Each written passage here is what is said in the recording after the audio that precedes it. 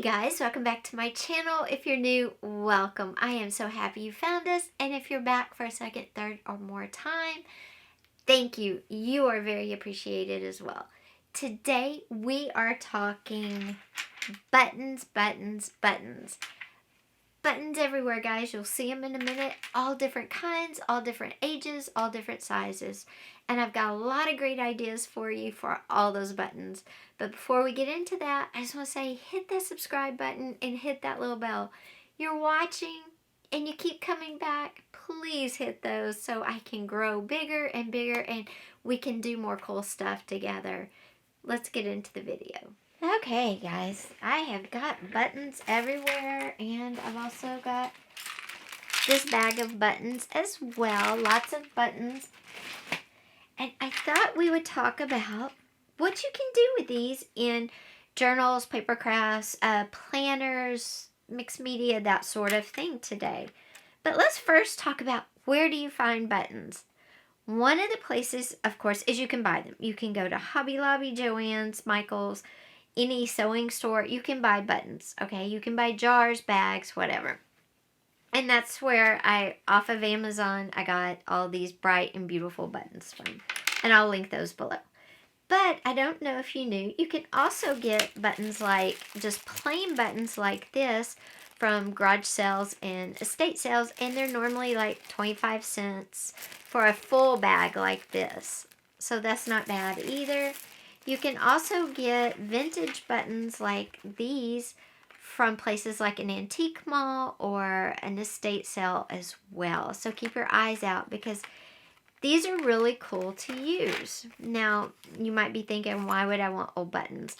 Well, first, if you're doing any type of vintage journal or sewing journal something, you might want to leave them on their button card. The button cards themselves are very cool. They tell the company, they might have the price they originally were priced, and they might have information on the back or they may not. It just depends. So these would be just cool little things that you could stick in a pocket in a sewing journal or a vintage journal just to have. But maybe you don't like vintage buttons, maybe you don't see a use for them, but, or that's a waste. What you could do is cover the back of both of these. Then you would have a tag with this one because it's tall and it already has the hole. So put your string in, your buttons would be your decor, and you have a tag. Boom. The shorter one, you can make it a tag just like that. It has the hole already. Or you could cover the back with all paper and just make it like a little journaling card. So there's multiple uses and you don't have to use them for what they are. Now, the ones like this that we get from, a garage sale, they're the standard buttons that come off our shirts and clothes or our spouses or significant others, okay?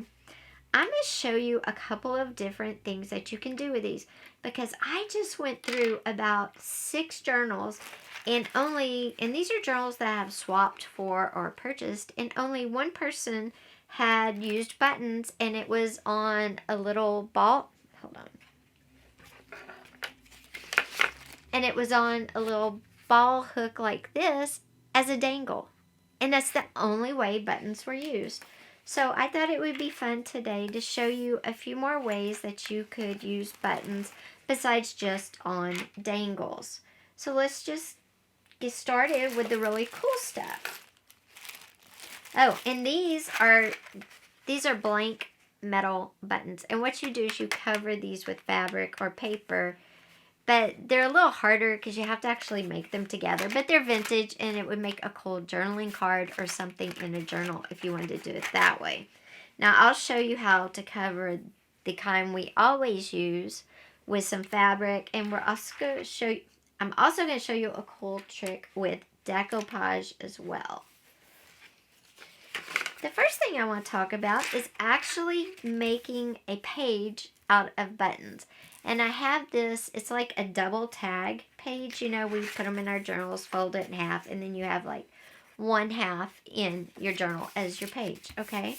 So what I thought I would do is show you a really cool trick you could do on one side or both sides, up to you, with something like the plain little white buttons that you get out of, that you get at garage sales. Because sometimes buttons are too small to use, or we're not sure how to use them. Or maybe we have a lot of different sizes and we're not sure how to use them.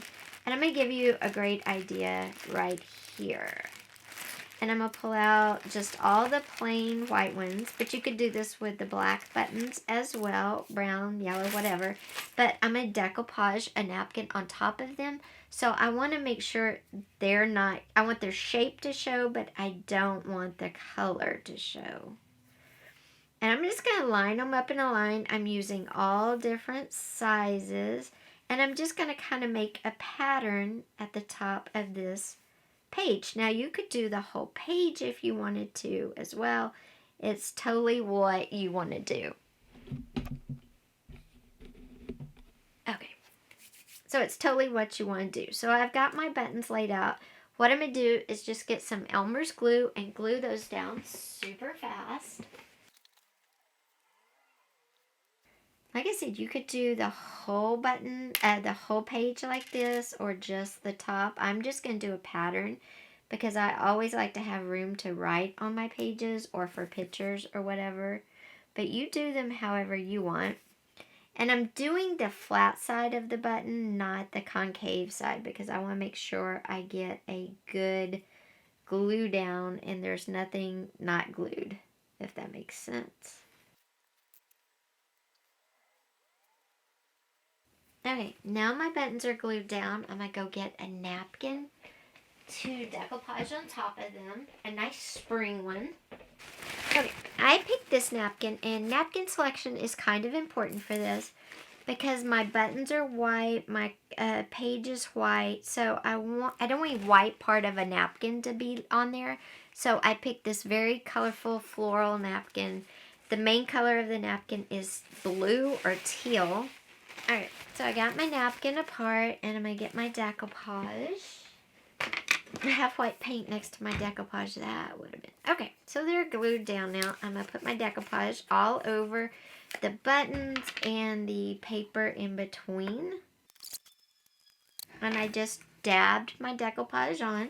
Now I'm going to come in with my napkin and just put my flowers on there. And I'm going to press it down and work it in with the other end of my brush that I put the decoupage on, kind of push it in, and then I'm going to come back with more decoupage, just like we do. But I really want those shapes to pop. So I'm really going to work a lot of decoupage on there and make sure that the napkin works down into the crevices between the buttons as well. So I'm just kind of working it all in there because I want the shape of the buttons to stand out. Okay, so we're going to let this dry and we will revisit this in a minute. But this is what we have so far. And I don't know if you can see the texture from the buttons yet, but you will be able to, trust me. Okay, I'm going to put that over there. So that's for a page in our journal or a tag, however you would want to use it, and it's going to be really cool. Now, another thing you can do with buttons is you can decoupage the button itself. You can put modeling paste on it. You can even stencil on a button if it's big enough. So, I'm going to take this brown button and this kind of greeny tan button, and we're going to put fabric on one, and I'm going to put some modeling paste on the other one, and I'm going to put a stencil on it. So the one that I'm going to do with fabric is the same way as paper. You just put your Mod Podge on there. And then you lay your fabric and then more Mod Podge. So let me go get some fabric real quick. I have this fun baseball snippet I made a couple of years ago. And I'm just going to use see if I have one that I can get yeah. I'm going to try to center some of the baseball on there. So I'm going to cut this piece of the fabric snippet out.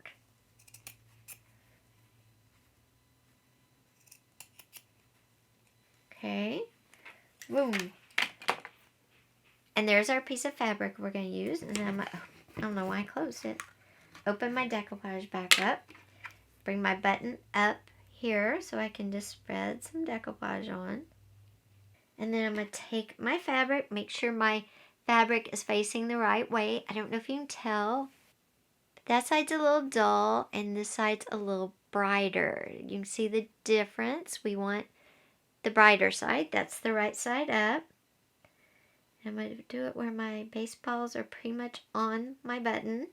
Okay, once I get those on, I'm going to come back with more decoupage. But you're probably going, what now? You can't use it to hang or dangle or whatever. And I'm going to show you, you can. We're going to have to let this dry for a minute. So I'm going to set it aside. And we'll be back. Okay, on this one, I'm going to show you with some modeling paste. I always end up using my finger with modeling paste for some reason. But anyway, there's my button. And here's my modeling paste. This is what I always use. It's my brand, I guess you could say. Not my brand, but the brand I use a lot. So if this brand ever wants to sponsor a video, they should. But I can't get it because I'm almost out. I think when I move, I'm going to have to get some more, definitely. Modeling paste can be difficult. Okay. So I got my modeling paste, and you just spread it like butter or frosting. However thin or thick, if you want it over the whole thing or half. What I'm going to do is put it over just half. Okay, so there I have my modeling paste down. Now we're going to let everything dry for a minute and I will be right back. Okay guys, we're back and it's dried, and I decided to make it like a, hold on.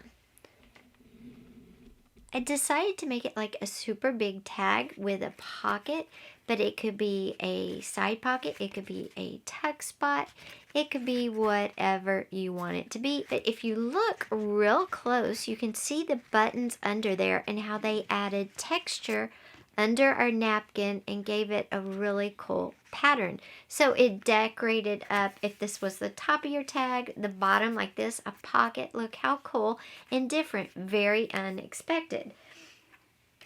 Now with our button that we put our fabric on, the cool thing with this is you could glue it onto a cover, and it could be what you hook your journal with. Hold on a minute.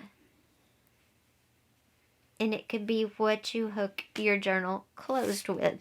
With this too, you could also poke your holes back and use it as a button on a page as well. It could be a decoration on, if you had another tag that was undecorated, you know, throw you some red, white, and blue fabric on there. This would be great for like 4th of July if you had somebody in your life that plays baseball, and use it as decor on a tag itself as well.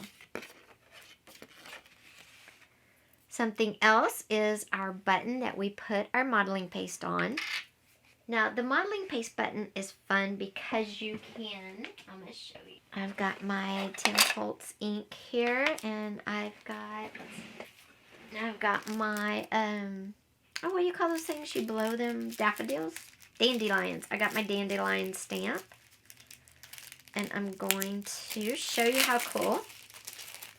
You can just stamp a button if you've put modeling paste on it. So I'm going to get my stamp all inked up here. Probably got a little too much, but that's okay. And then I'm just going to bring you in closer. And I'm just going to stamp my button. There you go. And there you go. How cool is that? You have a dandelion stamped on a button on modeling paste. So those are some cool ideas how you can change buttons, decorate them, make them maybe not look like buttons, because these ideas have pretty much made all of our buttons unrecognizable. But what if you want your button to be recognizable? What are some things you could do with them? And that's why I have my journal out here. So give me 1 second to get everything kind of cleaned up and we'll talk about the other. So we pretty much disguise the buttons. They don't look really like buttons with those first three ideas. So what can we use them for in our journals or planners that we would recognize them as buttons? Well, a cute thing you could do is to create a tab for your journal, very simply. If you have a cute spring journal you're working on, or a fall, doesn't matter, could be winter, could be anything really, because I think burlap and lace go with anything. All you do is take a piece of burlap ribbon, and I'm going to get my green button and my pink button and layer them together and make a tab for my journal. So all I do is layer the two buttons on top of each other. And you can make this as thick or as thin as you want. It just depends on yourself and what you want to use your journal for. Okay, and then I would take my yarn. And then once you get it sewn on where you want it on your folded over piece of ribbon, you can sew your ribbon to your page. You can stitch it on. You can glue it. Whatever works. I'm just going to do a couple of quick stitches with my same pink thread here. And I'm going to do big stitches because I want it to look like homemade, because like this might be an ice cream journal or something like that. Spring, and then I would tie it off. And there you go. How cool is that? That is a tab that you can see. You can do them smaller, of course. I just wanted to do it a little bigger so you could see, one, that you can layer buttons, and two, that you can use button as tabs, and it doesn't cause your journal to be super fat because they're tabs. They're on the outside of the journal. Okay, so in this journal, this is a little pocket right here. You could use your buttons as your border decor. Don't be afraid to use them just up and down as your border decor. Or something really cool you could do. Something cool you could do is use some scrap paper and make little designs with your buttons as well. And it just adds something to your border there. So it's just fun and different. Another thing you can do with buttons is to decorate paper dolls with them.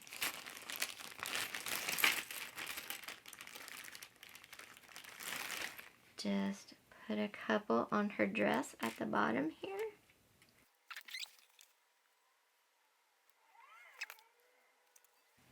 And there you go. We decorated up the bottom of our paper doll's dress. And it actually looks kind of like, flowers along the bottom of a dress or something like that. Super cool. And there's our ticket. Super cute. So there's a lot of ways to use buttons. Of course, the good old standby is on the ball pen, and there's nothing wrong with that. But don't forget, you can use them to spruce up your paper doll's clothes a little bit. But don't forget, you can use them to spruce up your paper doll's clothes, make a whole new outfit. You can use them to create tags. You can use them as decor on tickets, tags, tuck spots, pockets, and more. You can use them as tabs on your journals.